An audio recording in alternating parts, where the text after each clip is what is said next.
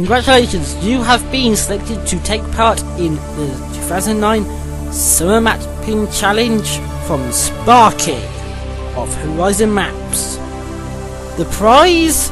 A year's free subscription to a 64-player Elite Force server. You can have any type of map you like, but competition will be closing in August. So get your entries in, get your mapping tools out, and get mapping.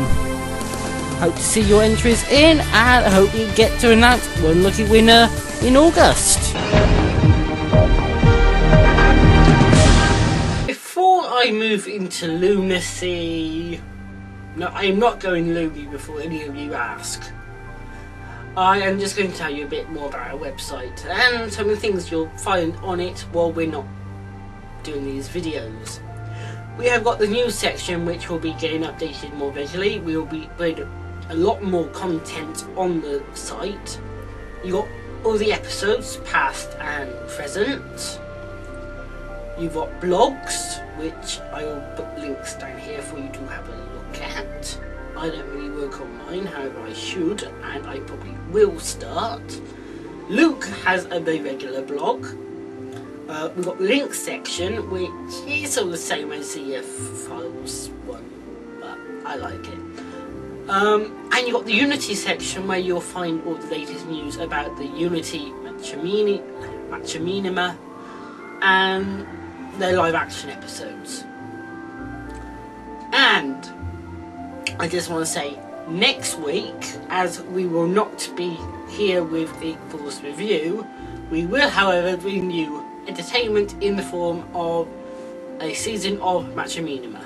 We will be each week showing a section of a series of Machininima, and once a series of that ends, we might bring back a live episode just for then go on to another one. I don't know. What do you think? Email us, contact@efreview.net. Right, on to lunacy. And this is a Nukem map, so of course it has to be good.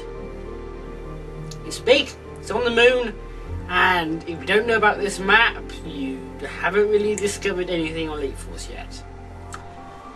Let's have a look at it.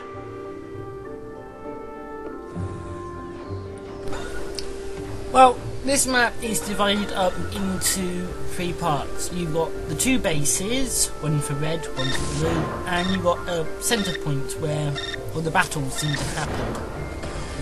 This map will support a lot of game types. You can currently see it on Capture the Flag, with specialties enabled. So, with specialties, you've got a specialty chamber, if you have a look, which is quite a nice feature. This map offers interesting gameplay with both human and bots. There are multiple ways to get to each base. You've got above ground routes, you've got those 2 tunnels, and you've got an underground route as well, which takes you into the main chamber. All the routes go through the main chamber, so that's why all the battles happen there. There is real good attention to detail. It does feel like a moon base, so yeah, give it a shot. It's very nice to play at, and offers some good matches. That's loony for you.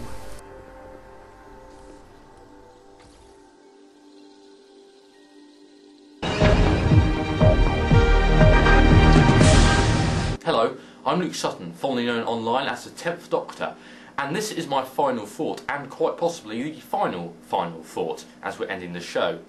And it's of conclusions I want to talk about, because it's been almost 10 years since Elite Force 1 was first released. Oh yes, 10 years of a game, and I think as a community of such dedicated players, to have that for such a long time, it's quite impressive. Not many computer games are continuously played online for that long. However, it's come to my attention that even the popular role-playing area of Elite Force has become, the whole role-playing community has become stagnant. Same old people, same old role-plays, same old maps, which is a shame. But RPGX is old, And despite these new beta versions that have been coming out, and all that sort of stuff, it is just old. Nobody plays it much anymore. Hollow Match is dead, and Elite Force 2 has lost almost all hope in some people's eyes. Is this really true though? Because I think the Elite Force community has become far too negative. And, well, frankly, up itself. Now, Elite Force 2 is a good game, a worthy sequel to the first, and if you look past Fraggle's juvenile ramblings, it's got a lot to offer, especially with the continually improving co-op mod, and even its own role-playing mod. Elite Force 2 is underrated. Give it another try, I think. It's a good game. It's good fun.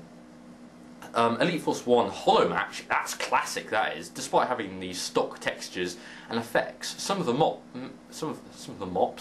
maps are really good.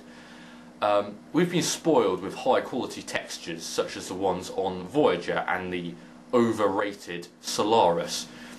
But we've forgotten about all these Hollow Match levels. It's not about the actual maps, it's about what you do with them. Besides, if you don't like what you see, you could always retexture them, just like Jonathan Kent has been doing, and he's the king of retextures. And then single player both the games. Perhaps the plot is a bit shaky and the Hazard team isn't exactly canon, but everyone remembers the first time they took control of Monroe in that Borg holodeck simulation, the first time they went around Voyager's decks and subsequently had a fanboy wet dream. Raven and, yes, Ritual, they put a lot of effort into making the two Star Trek games, two decent Star Trek games. So what's not to love? Have you looked through Elite Force Files archives recently? It's really good, some of the maps that you can download. Even ones that are years old, it's quality stuff. All this content. I mean, why else would everyone have cared so much about backing up a few months ago when we had that scare that Elite Force Files was going to close?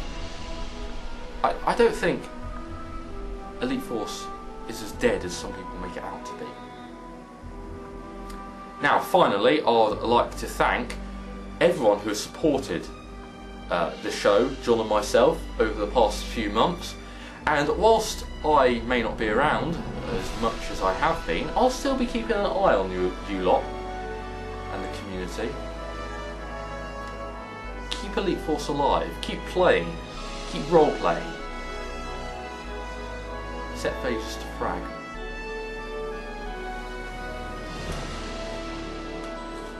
Good night.